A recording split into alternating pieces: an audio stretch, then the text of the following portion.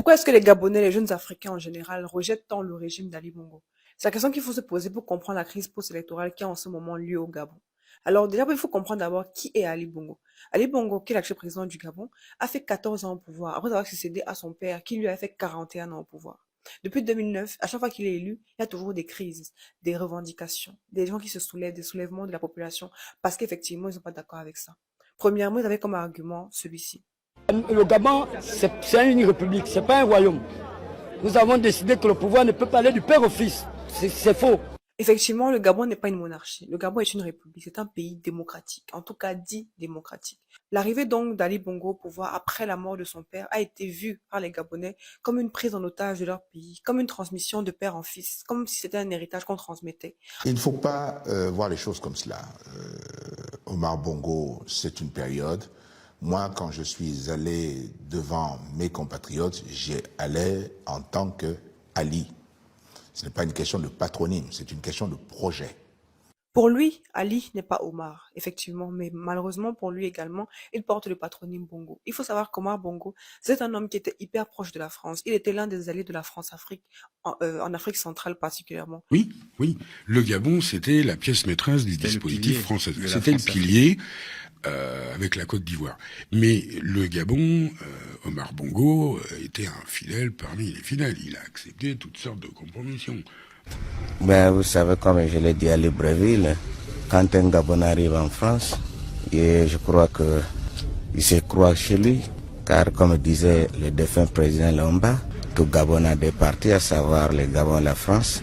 Il était donc l'un des piliers de ce système de domination, d'exploitation de l'Afrique. De ce fait, il a laissé une image quand même qui laisse un goût amer dans la bouche des jeunes Africains aujourd'hui. Parce qu'on se dit que c'est à cause de ce genre de personnes-là qu'on est lié par les accords coloniaux, qu'on est lié par beaucoup de choses qui font qu'aujourd'hui on continue de nous exploiter, malgré qu'aujourd'hui on se dit indépendant. Pour expliquer le rejet des Gabonais envers la famille Bongo, il faut aussi comprendre que le Gabon est un pays extrêmement riche. Le Gabon dispose d'or, d'uranium, de pétrole. D'ailleurs, les rentes pétrolières représentent 20% du budget de l'État. Mais malheureusement, les Gabonais, eux, ne vivent pas cette richesse-là. Si le bas peuple n'arrive donc pas à profiter des richesses du pays, on pourrait se demander qui profite des richesses du pays. Vous le conviendrez avec moi, sans forcément les personnes bien placées. Ceux qui ont le bon réseau, ceux qui réussissent à toucher donc dans les caisses de l'État. On parle ici de corruption parfois, de détournement de fonds publics, comme dans beaucoup de pays africains.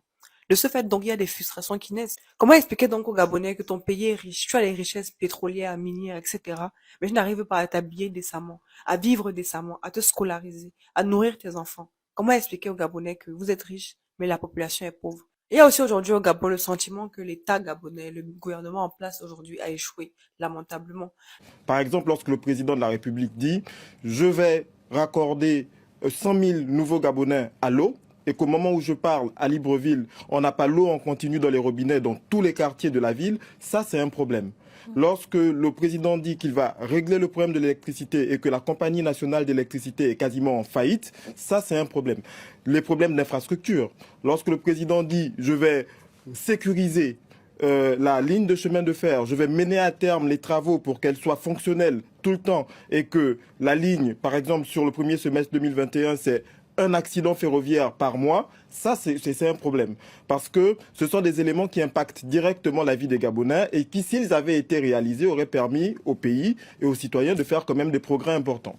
Il faut aussi dire que les conditions de santé du président ne rassurent pas vraiment la population. Il faut rappeler qu'en 2018, le président Ali Bongo a été victime d'un AVC. De ce fait, on se pose des questions, on se demande est-ce qu'il est vraiment apte, est-ce qu'il est vraiment en mesure de pouvoir gérer la fonction présidentielle qui lui demande beaucoup de réflexion, beaucoup de temps, beaucoup d'énergie qu'il a peut-être plus aujourd'hui. On en reste, si on va au-delà finalement du côté du volet judiciaire, est-ce que on peut imaginer qu'Ali Bongo livrerait finalement un bulletin de santé issu d'un organe indépendant? C'est possible ça? Cela ne relève pas des instances judiciaires. Cela ne relève Là, on pas est dans une question politique, on n'est justement plus dans le volet Nous judiciaire. Est-ce qu'on peut envisager ce bilan de santé pour des questions politiques, nous sommes devant vous pour des questions judiciaires. Au-delà de ça, puisque vous voyez Monsieur Bongo régulièrement, vous êtes son avocat, est-ce qu'il est possible d'imaginer un bilan qui serait communiqué finalement à tout un chacun? Et est-ce qu'on peut... Madame, il y a des c'est possible procédures pour cela. Il y a des procédures pour cela.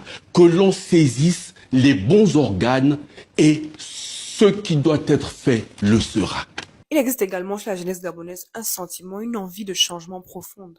Parce qu'en réalité, lorsqu'on a fait 41 ans, plus 14 ans avec une même famille, on a besoin de voir autre chose, on a besoin de changer, on a besoin d'une alternance, on a besoin de rêver un peu mieux, de rêver différemment avec quelque chose d'autre. D'ailleurs, on peut entendre et comprendre cette envie de changement par le chant qui est martelé, qui a été martelé pendant toutes ces campagnes présidentielles. Écoutez vous-même.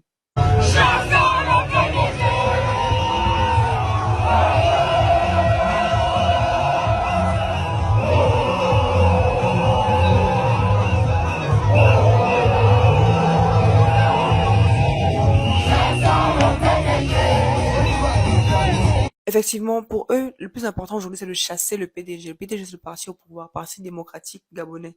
Pouvoir chasser le PDG, pouvoir aspirer à autre chose. Ce n'est pas tant qui sera l'autre prochain, mais c'est en réalité, on a envie d'aller vers quelque chose d'autre, de rêver aussi, d'avoir une autre idée, une autre image du Gabon. Pour terminer, la jeunesse gabonaise, comme la jeunesse africaine en général aujourd'hui, a une envie de dignité. Aujourd'hui, la jeunesse africaine recherche la dignité. Il est inadmissible que tu sois un ressortissant d'un pays aussi riche que le Gabon et que tu ailles te faire tuer en Tunisie, comme Dina récemment, parce que les autres te voient, te considèrent comme un pauvre, te considèrent comme un moins que rien. Parce qu'en réalité, si on immigre dans les pays des autres, c'est parce que parfois chez nous, il n'y a pas ce qu'on veut. Alors oui, aujourd'hui, on a envie de rester chez nous. On a envie de pouvoir avoir un avenir meilleur chez nous. Mais si les présidents en place ne nous offrent pas cet avenir meilleur-là, on est obligé d'immigrer. Immigrer dans des pays dans lesquels on sera traité comme du n'importe quoi.